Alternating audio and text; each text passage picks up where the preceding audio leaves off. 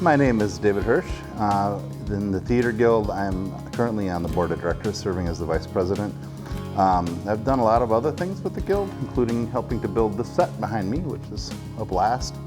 I've been in shows on stage, such shows, for example, as Jesus Christ Superstar and State Fair, and I've also played in a couple of pit orchestras, including Cheeseheads and Tommy, both which are great experiences. I play bass and also keyboards and other things.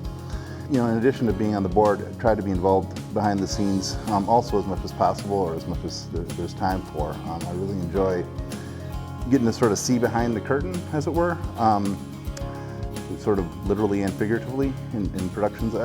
Whenever I see a show, I actually think about what's going on just past the curtain. I know that, you know, all the activity that goes on side stage and backstage, and it's a real blast.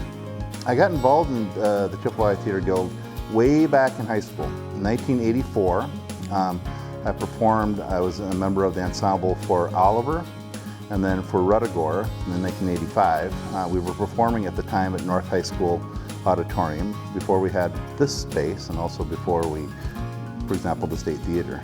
So Bob Carr directed those shows, and so I've been a long-standing friend of Bob Carr's. He tells a funny story that I don't know is actually true, because I don't remember it, but he says that during the run of Oliver, there was a young woman in the show that he thought would be a perfect match for me. So he pressed me over and over. He said, "No, Dave, you've got to ask this girl out. You've got to ask this girl out."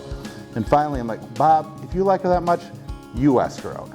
So I don't remember this happening, but Bob definitely tells that story a lot. So I guess gotta believe it at this point.